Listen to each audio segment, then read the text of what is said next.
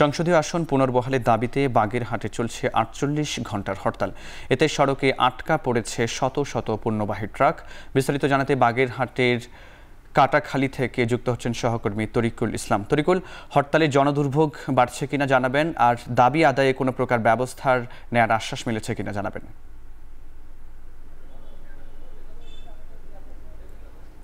ফরহাদ, আসলে হরতাল মানে দুর্ভোগ, আর হরতাল গত ৪৮ ঘন্টা ধরে হরতাল চলছে বাগেরহাট জেলাতে।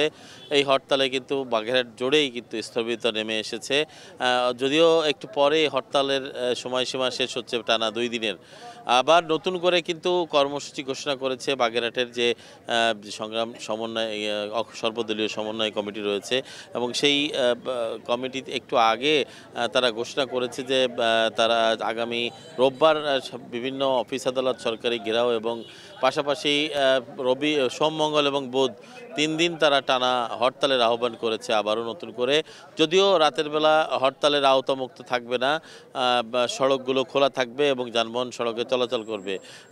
তারপরও সারা দিন ৩ দিন কিন্তু ৩ দিন হরতাল, টানা হরতালের আহ্বান করেছে এই কমিটি। এবং আপনারা দেখতে পাচ্ছেন যে কমিটির নেতৃবৃন্দ একটু আগে তারা সাংবাদিকদের এই বিষয়টি বলেছেন, এবং তারা বলছেন যে সংসদীয় যে সীমা রয়েছে, যে ৪টি আসন ছিল, সেই ৪টি আসনকে পুনর্বহাল করতে হবে।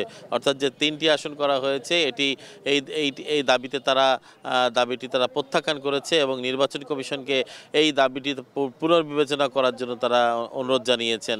তারা বলছেন যে এটি এই অঞ্চলের মানুষের জন্য ক্ষতি, এবং যদিও এই অঞ্চলে যে হরতাল চলছে বা অবরোধ চলছে এবং যে কর্মসূচি দেওয়া হয়েছে, স্তরের মানুষ কিন্তু বাগেরহাট জেলার তারা এটিকে স্বাগত জানিয়েছেন এবং একত্রতা ঘোষণা করেছেন। যে কারণে কিন্তু বাগেরহাটে টোটালি আসলে যান চলাচল বন্ধ রয়েছে, এবং অফিস আদালত এবং সেই সাথে ব্যবসা বাণিজ্য প্রতিষ্ঠান যেগুলো রয়েছে সবগুলো কিন্তু বন্ধ রাখা হয়েছে।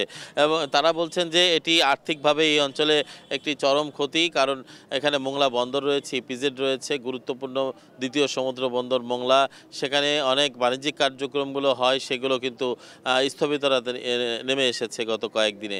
তো সব মিলিয়ে এখানকার যারা সাধারণ মানুষ রয়েছে তারাও যেমন চাচ্ছেন, তেমনি এখানকার সর্বদলীয় যে রাজনৈতিক ঐক্য পরিষদ গঠন করা হয়েছে তারাও কিন্তু তাদের জোর দাবিতে অনড় রয়েছে, যাতে আগামীতে যেন আবারও ৪টি আসনে বাগেরহাটে নির্বাচন হয়। এ ব্যাপারে তারা আইনি লড়াইও চালিয়ে যাবে এবং রাজপথে তাদের লড়াই চালিয়ে যাবে বলে তারা দাবি জানিয়েছেন। সব মিলিয়ে এই ছিল আমার কাছে বাগেরহাট থেকে ২৪ ঘন্টা হরতালের সর্বশেষ খবর। সংসদীয় আসন পুনর্বহালের দাবিতে বাগেরহাটে চলছে ৪৮ ঘণ্টার হরতাল। সে নিয়ে বিস্তারিত